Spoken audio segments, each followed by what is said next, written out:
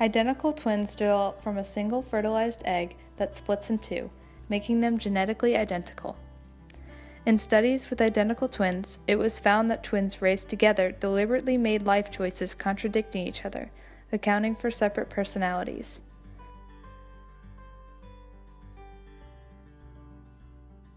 But what if identical twins were separated at birth and raised in different environments? How would they differ, and how would they be the same? Well, it turns out there are answers to these questions. 2 adopted men were separated at birth, and they happened to be identical twins. Jim Lewis and Jim Springer both lived normal and separate lives until one day in 1979 when they found each other.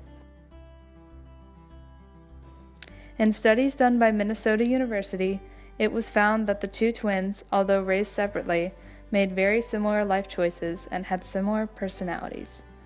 The 2 brothers, although separated for 38 years, were so similar that when one was played a voice recording of the other, they couldn't distinguish between their own voice and their twin.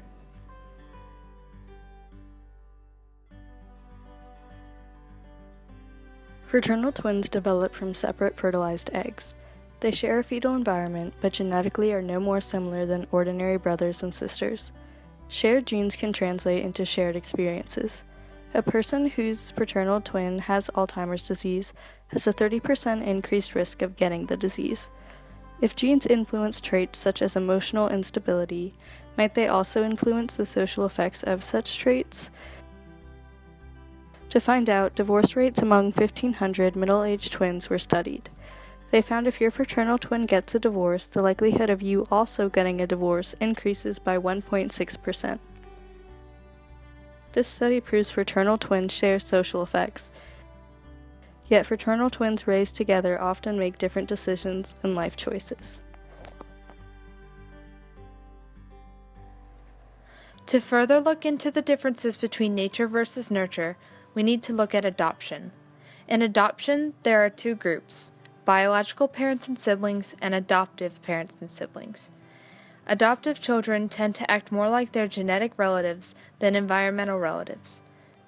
Studies have found that families who grew up together, whether biologically related or not, have completely unrelated personalities. So why does a shared family environment have so little impact on a children's personality? Behavior genetic psychologists continue to seek out answers to this phenomenon, but now they can only speculate. Although parents don't have an impact on their children's personalities, they do influence their child's attitudes, values, manners, faith, and politics. 2 children reared together were found to share similar religious beliefs. In other studies, adoptive children were shown to thrive in stable households. They grow up happy, more self-giving, and sometimes more intelligent than their biological parents.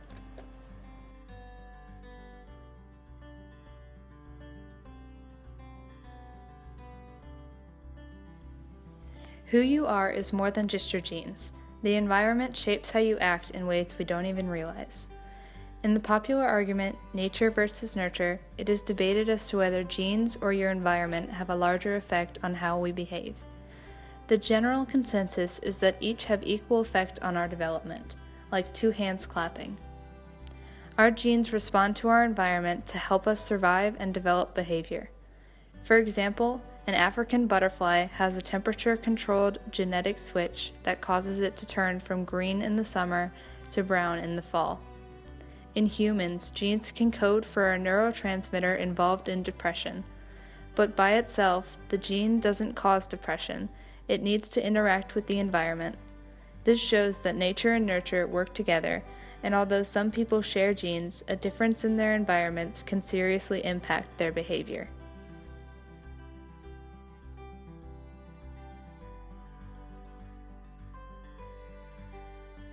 Using twin and adoption studies, behavior genetics can mathematically estimate the heritability of a trait, the extent to which variation among individuals can be attributed to their differing genes.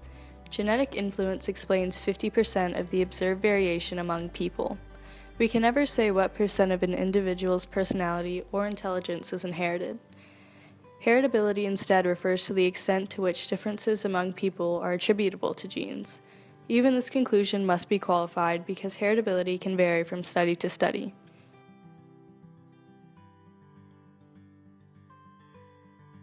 Consider Mark Twain's proposal to raise boys in boxes to age 12, feeding them through a hole. If we followed this suggestion, the boys would all emerge with lower than normal intelligence scores, yet given their equal environments, their test scores could only be explained by their heritability.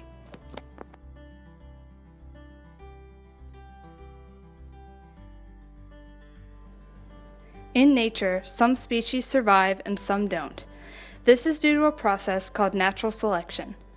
Charles Darwin came up with the idea when studying finches, a type of bird. The principle is that animals are all competing for survival, and the way it is achieved is because of certain traits. When an animal has a favorable trait, it allows that animal to survive and reproduce, passing the trait on to future generations. The animals with unfavorable traits are unable to do what is necessary for their survival, so the animal with unfavorable traits dies and is unable to reproduce. After time, the unfavorable traits will be eliminated from the gene pool, and the favorable traits will continue to reproduce, ensuring the survival of their species. For example, for a giraffe to survive, it needs to be tall enough to reach its food. Therefore, giraffes with short necks will die of starvation, while those with long necks will live to reproduce, which explains why most giraffes can reach their food. Natural selection explains how species evolve favorably over time. Psychologists look at natural selection as breeding in favorable traits because people tend to reproduce with people that have pleasing traits, such as more intelligence, which begins to explain phenomena such as the Flynn effect.